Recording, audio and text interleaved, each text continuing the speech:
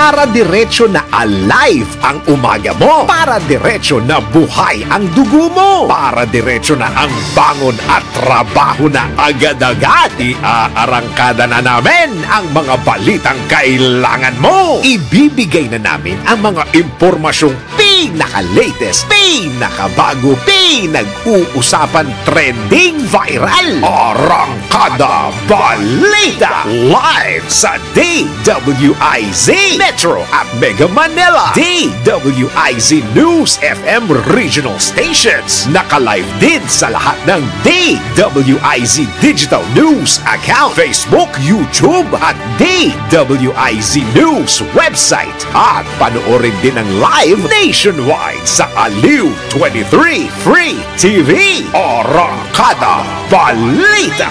Arangkada na sina Drew Nasino at si Ate Juday, Judith Estrada Larino.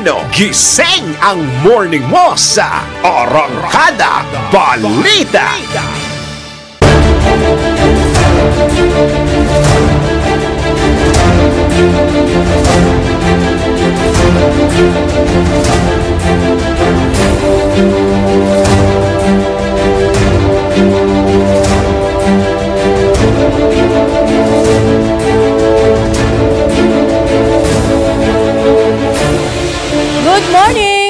Magandang umaga po ng Miyerkules sa inyo lahat mga kaibigan. Ang bilis ng araw, partner day.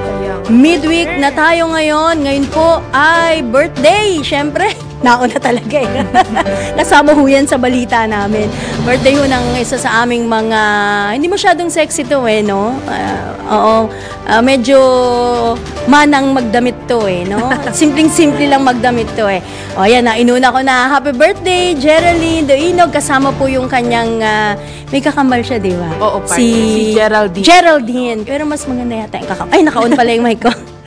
Anyway, nako, umpisa lamang po yan ng, syempre, magandang araw po natin ng Miyerkules. Ngayon nga ay February 21, 2024. Dito po sa Arangkada Balita, narito na ang ating headlines. Arangkada Balita. Pagsilid ng presyo ng mga pangunahing bilihin, ibinabala ng DOLE sa kabila ng 100 peso legislated wage increase. Arangkada Balita. Presyo ng galunggong at iba pang isda bumaba na. Arangkada Balita. Pagbabalik ng June to March school calendar o yung dating school old calendar, sisimulan na ng DepEd. Arangkada Balita. At para sa balita sa ibayong dagat, Australian government target na mapalakas ang depensa sa gitna ng kabi-kabilang tensyon sa pagitan ng iba't ibang bansa. Arangkada Balita. Kapalaran ng Gilas Pilipinas sa balitang sports. Sa FIBA Asia Cup, ipinaubaya na ng samahan ng basketball ng Pilipinas kay Team Cone. Arangkada Balita. At para sa balitang showbiz, veteran actress na si Sylvia Sanchez, handa na nga bang maging lola? Arangkada Balita. Sa balitang viral, kakaibang estilo ng pagtuturo ng isang guro, hinangaan ng netizens. Drew Nasino at si Ate Juday. Arangkada Balita. Magandang umaga po muli sa inyong lahat mga kaibigan. Kami po ang makakasama ninyo sa panibagong oras ng Balitaan. Ako po si Judith Estrada Larino. At sa ngalan po ni Drew Nasino, ako po si Mayan Day Palma. Arangkada Balita. Nakuha na natin ang detalye ng ating mga balita. Mariing nagbabala ang DOLE, Department of Labor and Employment, hinggil sa nagbabadiang pagtaasan nito ng presyo na mga bilihin sa bansa sa sandaling maaprubahan ang 100 peso legislated hike sa arawang sahod ng mga manggagawa. Bigyan ni Labor Secretary Benvenido Laguesma na bagamat makapagpapalakas ng purchasing power ang panukalang aumento sa sahod, maaari naman nitong maapektuhan ang mga maliliit na negosyo. Posibleng niyang magkaroon ng chain reaction kapag naisabatas na ang naturang panukala. Kaugnay nito, inihayag ng kalihim na pinag-aaralan na ng ahensya ang posibleng intervention upang matulungan ang mga micro at small businesses sakaling madagdagan pa ng 100 piso ang minimum wage ng mga manggagawa. Sa datos po ng PSA o Philippine Statistics Authority, mayroong mahigit 4 na milyong minimum wage earners sa bansa. Arangkada Balita! Maaari namang makaapekto ang panukalang 100 pesos wage hike sa mga micro, small, and medium enterprises o maliliit na negosyante. Itong iginiit ng National Economic and Development Authority kaugnay sa issue.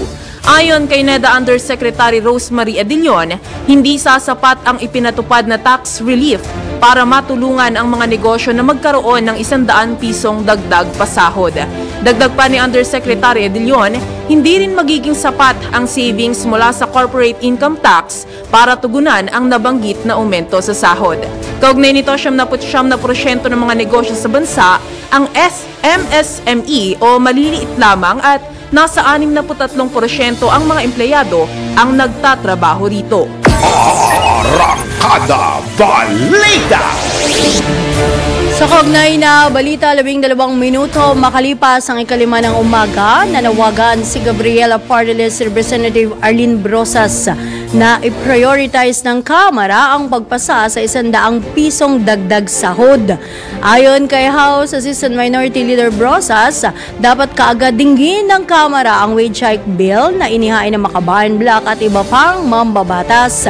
Ito'y matapos ang prubahan na ng Senado sa ikatutuling pagbasa ang Senate Bill 2534 kung saan nagbibigay ng 100 pisong arawang minimum wage hike para sa mga manggagawa sa pribadong sektor. Gihit ng kongresista, matagal nang umaapila ang mga manggagawang Pilipino para sa makabuluhang pagtaas ng sahod. Arangkada Balita! Dismayado naman ang grupong Employers Confederation of the Philippines o ECOP sa pag-aproba ng Senado sa 100 pesos na aumento sa sahod ng minimum wage earners. Ayon kay ECOP President Sergio Ortiz Luis Jr., hindi napakinggan ang kanilang opinyon kaugnay sa issue bago maipasa sa Senado ang Senate Bill No. 2534. Babala pa ni ECOP President Ortiz Luis Jr., maaaring makaapekto ito sa inflation ng bansa. Dagdag pa ng grupo, sa 52 milyong labor market sa bansa, 10% lang dito o 5 hanggang 37 milyong manggagawa na nasa formal sector ang magbebenepisyo sa nabanggit na panukala. Arangkada Balita! Nakukulangan naman daw ang grupong Kilusang Mayong Uno KMU sa 100 pisong legislated wage increase sa mga empleyado sa pribadong sektor na una nang inaprubahan sa Senado. Sinabi ni KMU Secretary General Jerome Adonis na malayo ang sinasahod ng mga Pilipinong manggagawa sa aktual na pangangailangan ng bawat pamilya na mayroong 5 miyembro. Dahilan nito anya kung bakit napipilitang mangutang ang mga manggagawa upang maitawid ang kanilang pangangailangan. Sa kabila nito, welcome naman sa grupo ang dagdag sahod na nakalusot sa Senado. Arangkada Balita! Samantala, hinimok naman ng National Anti-Poverty Commission ang Department of Labor and Employment o DOLE na mag-inspeksyon sa mga kumpanya upang malaman kung sumusunod ang bagong resolusyon sa usapin ng service charge. Sa gitna ito ng hindi pagtalima ng ilang kumpanya sa nasabing kautusan ng DOLE na dapat ay mapunta sa lahat ng kawani ang 100% ng service charge. Ayon kay NAPC Alternate Press Representative Sector Danilo Lacerna, mayroon pa ring mga restaurant, hotels at resorts sa bansa ang hindi sumusunod sa service charge law dahil wala nang mapupunta sa kanila. Sa ilalim ng bagong resolusyon na inilabas ng DOLE, 100% ng service charge ay dapat ibigay sa mga kawani o manggagawa mula sa dating 85% lamang habang ang 15% ay sa may-ari ng establishmento. Dahil dito hinikayat ng opisyal ang mga waiter, security guards at mga serbidora na maghain ng reklamo sa kanila o sa mismong DOLE sakaling hindi nakatanggap ng service charge para agad na maaksyonan. Arangkada Balita! Sa ibang balita, 16 na minuto makalipas ang 5 ng umaga, sumadsad na ang presyo ng isda sa ilang pamilihan sa Metro Manila. Sa pag-ikot ng DWIZ Patrol sa Nepa Q Mart, 20 hanggang 30 piso ang ibinaba sa presyo ng kada kilo ng galunggong. Nasa 80 pesos na lamang kada kalahating kilo ng GG mula sa dating 90 pesos hanggang 110 piso kada kalahating kilo. Matatandaang pumalo sa mahigit 230 pesos ang presyo sa kada kilo o ng kada kilo ng galunggong sa merkado dahil na rin sa 3 buwang pagpapatigil sa paghuli ng isda sa ilang lalawigan. Maliban sa galunggong, bumaba na rin sa 210 pesos mula sa dating 230 pesos. Ang kada kilo ng pampano, 180 pesos sa kada kilo ng salmon na kagutom, at 160 pesos ang kada kilo ng salay-salay mula naman sa dating 120 pesos. Dahil dito umaasa ang fish vendors na magtutuloy-tuloy na ang magandang kita sa kanilang paninda dahil na rin sa pagtatapos ng closed fishing season noong Pebrero 15. Arangkada Balita! Nakapagtala naman ng PFDA o Philippine Fisheries Development Authority ng mahigit 38,000 metriko toneladang isda sa mga regional fish ports nitong Enero. Ayon sa PFDA, nangangahulugan lamang ito na nananatiling sapat ang supply ng isda sa bansa sa kabila ng masamang panahon at nagdaang closed fishing season sa mga major fishing grounds. Batay sa datos ng ahensya, tumaas ng 8.17% o katumbas ng mahigit 1,645 metric tons ang isdang nadiskarga sa South Central Luzon Port, habang tumaas din ng 10.97% o katumbas ng mahigit 857 metric tons ang supply ng isda sa Western Mindanao Port. Binigyang diin pa ng PFDA na kahit apektado ang ilang fish ports sa bansa, partikular sa General Santos Fish Port at Navotas Fish Port Complex na isa sa pinakamalaking fish port na pinagkukunan ng isda, handa silang umalalay upang mapanatili ang magandang supply at abot kayang halaga ng fish products sa mga consumer at stakeholders. Arangkada Balita! Sa iba pang balita, unti-unti nang ibinabalik ng mga paaralan ang lumang academic calendar simula sa school year 2024-2025. Ito'y batay sa inilabas na kautusan ng Department of Education kung saan ang kasalukuyang academic year ay iniakma upang magtapos sa Mayo at 31. Ayon kay DepEd Undersecretary Michael Poa, ang bakasyon sa mga paaralan ay mula Hunyo 1 hanggang Hulyo 26. Dagdag pa ng DepEd official, ang pagsasaayos ay ginawa habang ang bansa ay dahan-dahang bumabalik sa lumang kalendaryo ng paaralan. Inaasahan namang sa school year 2026-2027 na magsisimula ang klase sa katapusan ng Hunyo. Arangkada Balita! Nagbabala ang Department of Labor and Employment sa posibleng pagtaas ng presyo ng mga pangunahing bilihin at serbisyo sa gitna ng panukalang 100 peso legislated wage hike sa arawang sahod ng mga minimum wage earners. Ayon kay Labor and Employment Secretary Bienvenido Laguesma, bagamat siya ay sumasang-ayon na ang pagtaas ng sahod ay magtataas ng purchasing power ng mga manggagawa, nagbabala siya na maaaring magkaroon din ito ng epekto sa micro at small businesses. Alinsunod dito, sinabi ni Secretary Laguesma na naghahanap ang DOLE ng mga posibleng interbensyon upang matulungan ang mga micro at small businesses sakaling tumaas ng 100 pesos ang minimum wage. Titiyakin din aniya ng mga interbensyon na ito na mananatiling may trabaho ang mga manggagawa sa kabila ng epektong pinansyal ng pagtaas ng sahod sa kanilang mga employers. Sa datos ng PSA, mayroon nga mahigit 4 na milyong minimum wage earners sa bansa. Arangkada Balita!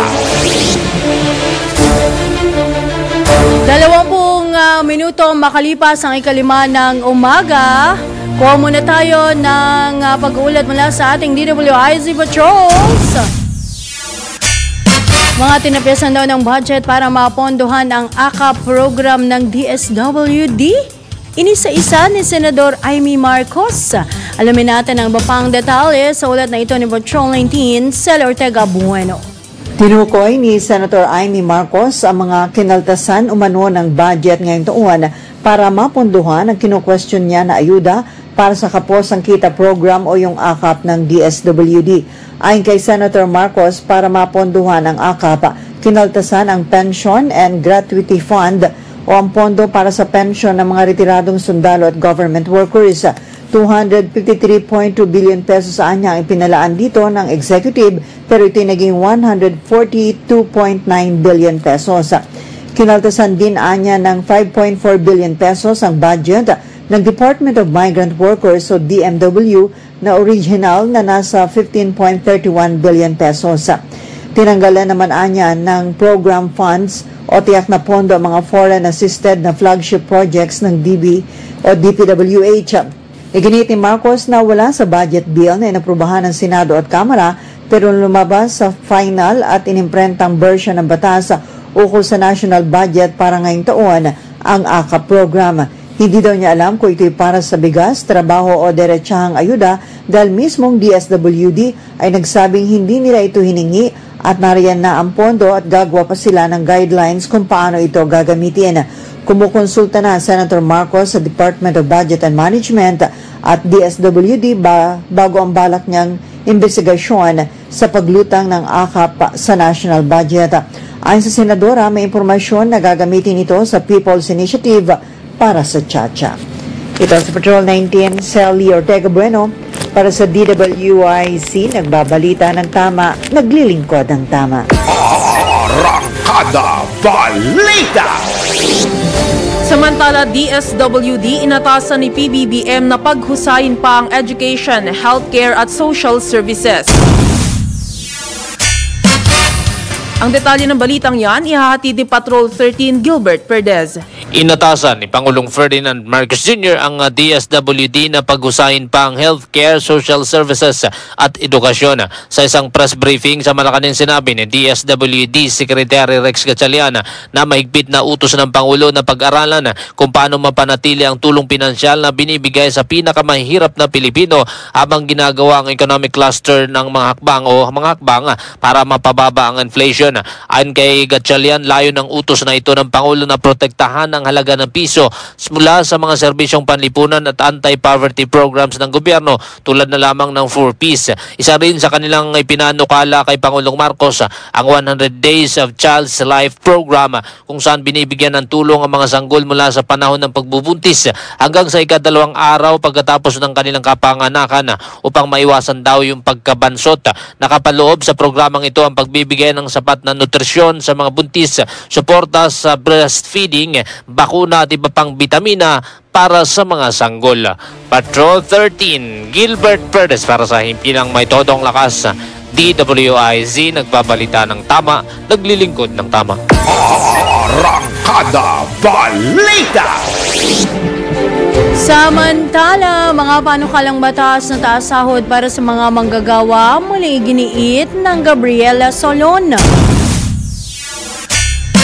Alamin natin ang kabuuang report ihatid naman ni Patrol 11 Tina Nolasco. Binuhay ni House Assistant Minority Leader at Gabriela Women's Party Representative Arlene Brosas ang panawagang bigyang prioridad ng pamahalaan ang mga panukalang batas na nagsusulong ng aumento sa sahod ng mga manggagawa sa Pilipinas, gaya na lamang anya ng House Bill 4898 na layong magkaroon ng National Minimum Wage batay sa Family Wage at House Bill 7568 na nagsusulong naman na taasan ng 750 pesos ang sahod para sa mga manggagawa sa pribadong sektor upang maging 1,100 pesos uniform national minimum wage. Ito ang muling ipinanawagan ng kongresista matapos aprubahan ng Senado ang panukalang batas na naglalayong taasan ng 100 pesos ang minimum na sahod ng mga manggagawang nasa pribadong sektor.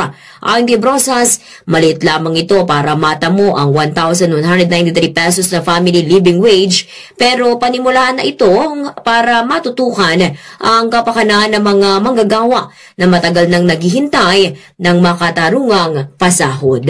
Ito si Patrol 11 Tina Nolasco para sa impilang may todong lakas DWIZ, nagbabalita ng tama, naglilingkod ng tama. Kapag may bagong balita, naka-on air agad-agad DWIZ Patrol Report. Drew Nasino at si Ate Juday, Arangkada Balita. Balik po tayo mga kaibigan sa ikalawang bagsupo ng ating balitaan dito sa Wednesday edition ng Arangkada Balita at sa oras pong 5:30 ng umaga. Nasa linya po natin si Karen E. Magtubo, ang chairperson po ng partidong Manggagawa at spokesperson naman ng Nagkaisa Labor Coalition. Karine, good morning! Good morning, Karine. Good morning po sa inyo at good morning sa ating tagapakinig sa DWIZ. Opo, welcome po sa DWIZ and of course sa Aliw Channel 23. Kasama niyo po ako po si Judith Estrada Larino and of course ang aking pong partner na si Mayan Day. Opo, Karine, kayo ba'y nag-almusal na ngayon? Kamusta po kayo? Okay naman. Nagising naman ako alas 5 eh. Uy, maaga-aga pa, no? Oo. Sir, eto, pasado na sa Senado. Third and final reading, no? Yung 100 peso legislated wage hike. Ano pong komento nyo?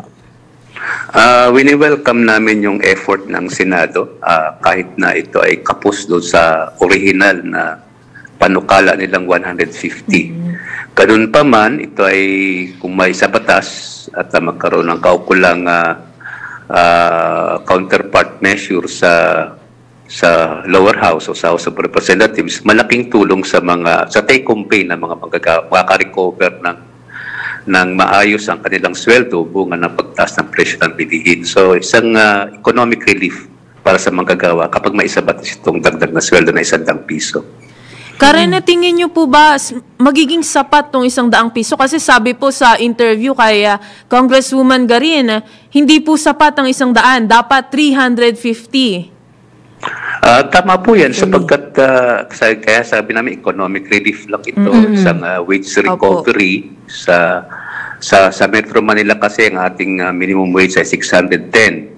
Ang inflasyon ng Enero, yung consumer price index ng Enero, nagkakaroon ng wage clause na mahigit 100 sa purchasing power ng ating minimum wage. Opo. So kung madagdagan ng 100 piso, ito ay makaka-recover. Pero hindi pa ito yung tinatawag nating living wage. Kasi ang living wage naman ay kinukwenta sa cost of living for a family of 5 sa Metro Manila na sa 1,200 pesos yan, no? Na dapat kikitain ng mag-asawa kung dalawa sila nagtatrabaho. At iisa lang, mahirapan sapagkat dagdagan mo ng 100 piso yung 610 na minimum wage sa Metro Manila, 710 lang yun. Kakapusin pa rin para sa cost of living na 1,200 for a family of 5. Karine, sabi po ng NEDA, makaka-apekto to sa yung pagpapatupad o pagsasabatas ng 100 peso legislated wage hike. Makaka-apekto to sa mga negosyante. Ano po yung masasabi nyo dito? Hindi naman universal na katotohanan yan. Nung nakarang 2 taon, merong serye ng pagtaas ang sweldo ng mga manggagawa dito sa buong bansa, liban sa BARM. Opo. Katunayan dito sa Metro Manila, nagkaroon ng 33 pesos na increase noong 2022. Tapos 2023, nagkaroon ng 40 pesos na increase. So 73 ang total. Wala naman nangyaring tanggalan Wala naman nangyaring pagtaas ng todo ng presyo ng bilihin. Katunayan, sa survey ng PSA nitong nakaraang taon, ay nabawasan pa nga yung inflasyon, yung pagtaas ng presyo ng bilihin at mas yung employment rate ng ating bansa. So hindi naman negative ang epekto ng wage increases itong nakaraang 2 taon. Nakakatulong pa nga ng malaki sa employment at nabawasan din yung pagtaas ng presyo ng bilihin. So yung mga senaryo na mapagsakan yung maliliit na negosyo, magtatanggalan ng trabaho, hindi naman nangyari. At NEDA na rin ang nagsasabi sa atin na ang positive economic growth natin ay driven primarily ng consumption. Ibig sabihin, ang paggasta ng mga tao. At ang numero unong konsumidor ng produkto at serbisyo sa ating ekonomiya ay mga manggagawa. Pag tinaas mo ang kanilang sweldo, meron silang kapasidad na bilhin ang pangangailangan ng kanilang pamilya na magre-resulta din ng pagtaas ng produksyon ng mga pangangailangan. At in the long run, ay magiging maganda sa ekonomiya, maganda sa takbo na ekonomiya natin, at makakatulong din sa kapitalista at mga gobyerno sa susunod na mga taon. So, positibo, hindi negatibo ang sa ekonomiya ang pagtaas ng sweldo ng mga batay sa ating karanasan sa nakalipas sa 2 taon. Hindi po ba mas maganda na yung Regional Tripartite Wages and Productivity Board yung mag-aayos netong batas na to, yung aumento sa sahod ng mga manggagawa natin since mas magiging lokal. Alam nila yung pangangailangan ng mga manggagawa sa kanilang lugar. Alam niyo po, yung Regional Wage Fixing Mechanism o Regional Wage Boards natin ay tadhana yan ng Republic Act 6727 na pinagtibay nung taong 1989. So that is 35-year-old na wage fixing mechanism. Pero anong nangyari after 35 years, no? Umiiral yan. Lumayo yung agwat nung sweldo ng mga ordinaryong manggagawa kumpara sa cost of living. Samantala, ang sinasabi naman natin konstitusyon, dapat gagarantiyan ng Estado na isang living wage ang manggagawa. So dito sa Metro Manila, sinasabi ko nga, 610 ngayon ang minimum wage. Pero ang cost of living for a family of 5 ay 1,200. So kahit magtrabaho yung mag-asawa, diba? Pagbabayad ka pa sa SSS, PhilHealth, at iba pang mga social protection mo para sa pamilya, kakapusin talaga. So, may problema yung mekanismo na yan. No? Hindi siya nasasapat na mekanismo para tuparin yung tadhana ng konstitusyon, bigyan mo ng living wage yung mga manggagawa. So, isa pa yan sa mga panawagan namin sa Kongreso. After itong economic relief, yung pang-4 lang, no? Na 100 piso, dapat i-review na rin ng Kongreso itong regional wage boards, yung regional wage fixing mechanism para amyendahan at bigyan natin ng magandang mekanismo na makakahabol naman ang sweldo ng manggagawa sa cost of living. Opo. Kung sakali man na Karen, no, na hindi, sa Senado pasado pero sa Kamara tututukan pa, ano bang iba pang pwedeng makapagbigay ng relief sa ating mga manggagawa aside dito sa pera, yung cash? Maraming mga una sa mga lahat benepisyo. Una sa lahat dapat bigyan ng pansin ng gobyerno yung programa para may baba talaga yung presyo ng mga pangunahing bilihin. Yan yung unang-una. Opo. Kasi yung kakarampot mong kita, yung take-home pay mo na inuuwi, kapag bababa yung presyo ng bilihin na binibili mo, tumataas yung purchasing power. No? So that's number 1. Pwedeng programa dyan, dapat i-subsidize nila yung mga basic na pangangailangan sa presyo ng bigas, mga mantika, etc. Yung basic, no? Kasi yun naman yung karaniwan na ginagamit. Pangalawa, kung talagang pangmatagalan pa yung usapin ng pagbaba ng presyo ng mga bilhin, pwede naman sila magbigay ng ayuda targeted ng mga ayuda.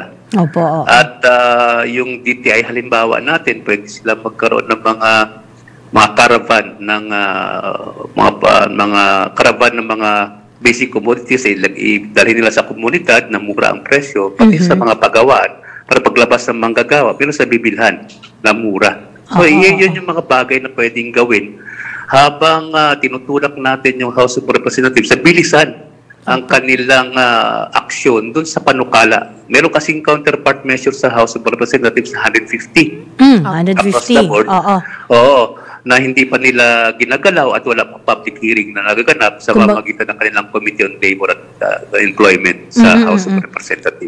So meron palang nakabinbin dun sa mababang kapulungan. ito ay sinulong ng Deputy Speaker Raymond Mendoza ng PUCP Party List. Opo, oo. Yung kadiwa pala, nabanggit nyo nga na ibaba yung ilapit, na mas mura, no? Ng DTI, yung mga produkto para ho sa ating mga kababayan. Yung kadiwa ba, Karen, hindi pa sasapat yun? Kulang yung mga outlets nila eh. Diba? Hindi naman malaganap yan eh. So, tapos hindi naman nailalapit doon sa komunidad at sa mga pabrika. Alam mo, bumibili yung ordinary manggagawa sa talipapa eh. Opo, oo. Totoo naman. Totoo yun. Sari-sari store, di ba? Kaya sinasabi namin, pag tumas yung presyo, ang sweldo ng mga manggagawa, nakikinabang din yung mga vendor eh. Mga mangingisda, tricycle driver, sari-sari store. Kaya malaking impact ng pagdagdag ng sweldo, hindi lamang doon sa mga wage earners, mga minimum wage earners, pati yung mga sari-sari store, vendor, mangingisda, tricycle driver, jeepney driver, mga kinabang din yan sa pagtaas ng sweldo ng manggagawa. Alright. Meron ho ba kayong iba pang apela sa gobyerno, Karen, sa mga kapwa natin na manggagawa, no? At sa mga mambabatas, lalo na, no? Tungkol po dito sa usaping ito.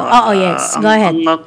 Ang concern talaga ng mga manggagawa, kahit sa mga survey na ginawa ng iba-ibang grupo ng survey firms, ang pangunahing concern talaga ng karamihang Pilipino ay pagtaas ng presyo ng bilihin, mababa yung sweldo, at yung kakulangan sa trabaho. Yun yung main concerns. Siguro yun ang dapat datuk din ng ating mga mambabatas, lalo na sa lower house. Kasi ang ating panahon sa Kongreso ay asikasuhin sa chapter change na hindi naman New Year's resolution ng mga manggagawa baguhin yung Constitution eh. Ang resolution ng mga manggagawa ay taas yung sweldo, baba yung presyo at magkaroon ng trabaho. Kaya dapat yun ang asikasuhin nila. Pangalawa, bilisan ng House of Representatives yung pagkandak ng hearing, no? Sa panukalang dagdag na sweldo sa nakabinbin sa kanilang Committee on Labor. At pangatlo, tinatawagan ko rin ng pansin yung mga manggagawa na itulak natin yung ating mga congressman na aksyonan at manawagan tayo sa House of Representatives na bilisan ng kanilang pagtatrabaho para magkaroon ng counterpart measure dun sa panukala na naipasa na sa Senado. Karen, may pahabol na tanong si Mayan. Karen, bilang kayo po ang Pangulo o Chairperson ng Partido Manggagawa, kumpiyansa po ba kayo na maisa sa batas itong 100 peso na dagdag pasahod sa mga manggagawa? Karen? Kung gagampanan lamang ng mga congressman ang kanilang trabaho na mandato naman ng kanilang pagtakbo sa poder, no? At titingnan lang nila yung pangangailangan talaga ng mga manggagawa. Sa palagay ko naman, dapat silang umaksyon. Nakakahiya naman sa kanila. Ibuwis ng mga manggagawa ginagamit at yung sweldo sa kanila, tapos hindi nila aksyonan yung mga panukala na andyan. Ayun naman yung kanilang trabaho. Kumbaga, pwede mo sabihin, dereliction of duty yan sa mga congressman kapag hindi nyo inaksyonan yung yung panukalang dagdag sa sweldo, samantalang yan ang pangangailangan ng mga manggagawa at ng ating mamamayan para makaagapay naman sila sa pagtaas ng presyo ng bilihin ang kanilang inuwing kita para sa kanilang pamilya. In the long run, makikinabang din gobyerno at mga employer dyan. Alright, nako. From time to time hingi kami ng mga development sa inyo, no? Information pa na maaari nyong i-share sa ating sa publiko, particular sa ating mga manggagawa dito po sa DWIZ at sa Aliw Channel 23. Okay po. Tawag lang po kayo. Isang balita nga pala na gusto ko share sa inyo. Sige po. Nung pinasa sa Senado yung dagdag na sweldo sa third and final reading. Kami naman ang leader ng nagkaisa Labor Coalition ng Trade Union Congress of the Philippines. Kami sa House of Representatives, kinausap namin yung chairman ng Committee on Labor para isa lang na sa public hearing yung mga panukalang dagdag na sweldo dyan sa kanyang committee. So nag-commit naman siya sa atin na sige, sasalang namin. Kasi sabi ko, nakakahiya kayo kasi yung Senado, umaksyon na, kayo hindi pa. Dapat magkaroon na ng hearing. So, abangan natin na maglunsad din sila ng kanilang hearing dyan para magkaroon din ng counterpart na measure dyan sa House of Representatives. Ayun, ako. Maraming salamat po, Karen, at ingat po kayo. Maraming salamat po. Mabuhay kayo. Yan po mga kaibigan, si Karen M. Magtubo, ang chairperson ng Partido Manggagawa at spokesperson. Mas malaking grupo to, Nagkaisa Labor Coalition.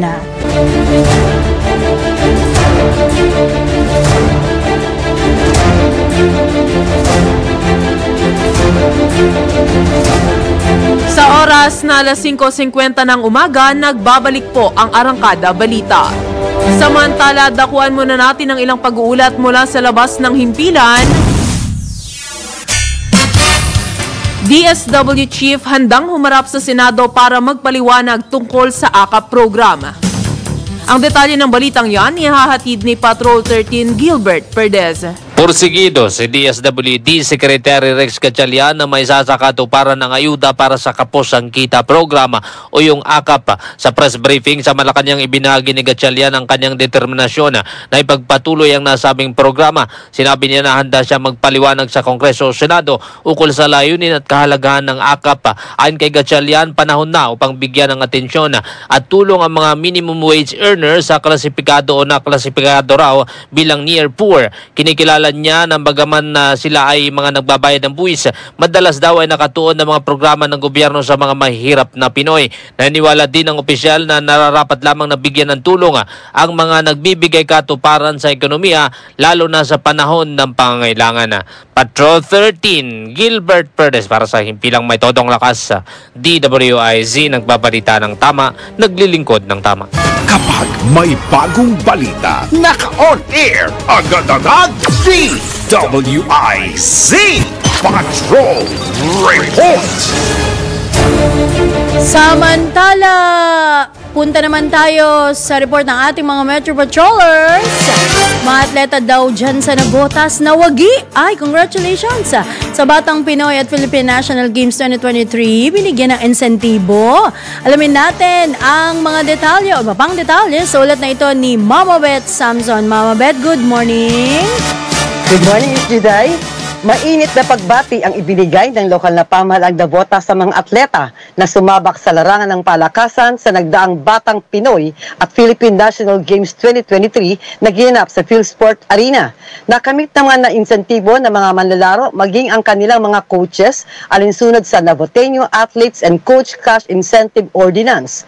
Ang individual gold medalist ay may cash incentive na 4,500 pesos, sa silver naman ay 4,000 pesos at 3,500 pesos o 3,500 pesos naman sa bronze kada sports event. Nagpasalamat din si Mayor John Ray Chanco sa San Miguel Infrastructure sa pag-sponsor sa uniforme ng mga atleta. Hangad ng alkalde na patuloy na maging inspirasyon ang mga atleta sa nangnabota sa kanilang kapwa kabataan para liningin pa ang kanilang mga kakayahan. Bahagi pa din ang mga proyekto at programa ng asikasong all the way ng Navotas. Ako si Metro Patrol Beth Samson para sa Himpilang Metodong Lakas, DWIZ. Nagbabalita ng tama, naglilingkod ng tama. Arangkada Balita! Samantala, inatasan na ng Joint Committee on Basic Education at Higher Technical Education ang Department of Education, TESDA at CHED na magkaroon ng koordinasyon. Ginawa ni House Committee on Basic Education Chair Pasig City Representative Roman Romulo ang kautusan matapos mapag-alamang walang komunikasyon ang tatlong ahensya na anyay dapat na nangunguna sa maayos na pagpapatupad ng senior high school program. Ayon sa kongresista, tungkulin ng mga nabanggit na educational agencies na tiyakin ang epektibong implementasyon ng K-12 program na una na ring direktiba sa kanila sa ilalim ng 2024 General Appropriations Act. Sa panig naman ni Committee on Higher Technical Education Chair at Baguio Representative Mark Guk, hangad nito ang pagtutulungan ng tatlong ahensya upang maging matagumpay ang pagtatapos ng mga senior high school students at matugunan ang job mismatch sa Pilipinas. Arangkada Balita! At 54 na minuto makalipas ang alas 5 ng umaga, dakuan muna natin ang pag-uulat mula sa labas ng himpilan. Gabay sa barangay nilunsad ng DTI. Ang detalye ng balitang yan, ihahatid ni Louie Angeles. Magkatuwang na nilunsad ng Department of Trade and Industry at ng Department of Interior and Local Government Ang Gabay sa Barangay program, masisimulan ito sa unang 20 ng 572 na barangay sa Bulacan. At ayon kay DTI Region 3 Assistant Director, Officer in Charge, Edna Dizon, layunin ng programa na makatuwang ng ahensya, mga pamahalaang barangay sa pagpapalakas ng mga negosyo sa kanayunan kabilang sa target ang malaman kung sino-sino sa barangay ang mga dapat magkaroon ng negosyo. Nakakasunod ba ang sa mga patakarang pangkalakalan ang pag-iindustriya at ang mga kasalukuyan pang may negosyo doon, gaano man kamalaya ang pagpapatakbo ng isang negosyo. Matuklasan kung ano-ano ang produkto na may potential na maidevelop at maisali sa One Town, One Product. Ito si Metro Patrol, Louie Angeles, para sa impilang may totong lakas, DWIC, nagbabalita ng tama, naglilingkod ng tama. Arangkada Balita!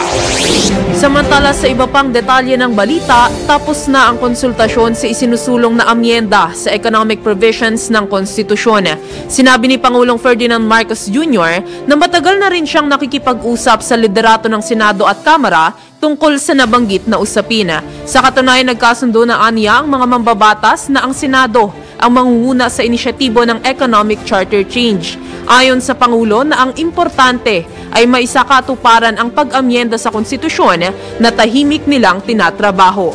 Muling iginiit ni Pangulong Marcos na kailangan ang reforma para maging maluwag ang pamumuhunan sa Pilipinas. Arangkada Balita! Dako naman tayo sa mga kaganapan sa mga lalawigan. Uy, Callao Cave na matatagpuan dyan sa Cagayan. Dinarayong destination daw ng mga dayuhan at lokal na turista. Aba, sana makarating tayo dyan, ha? Alamin po natin ang mga detalye sa ulat na ito ni Ronald Idol Domingo. Idol, good morning! Yes, ma'am, good morning, Ma'am Judith, Ma'am Marian.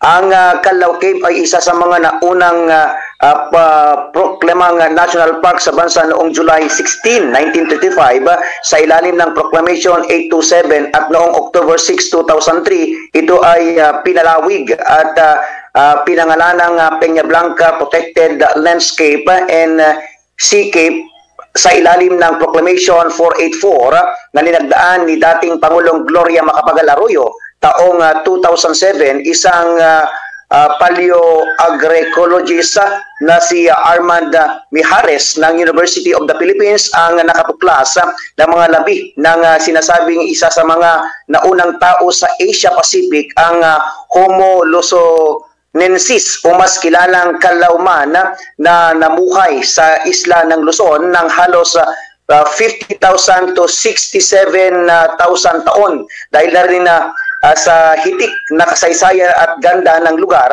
ang bayan ng Peña Blanca ay napabilang sa isa sa mga dinadayong destinasyon ng mga dayuhan at lokal na turista ng bansa.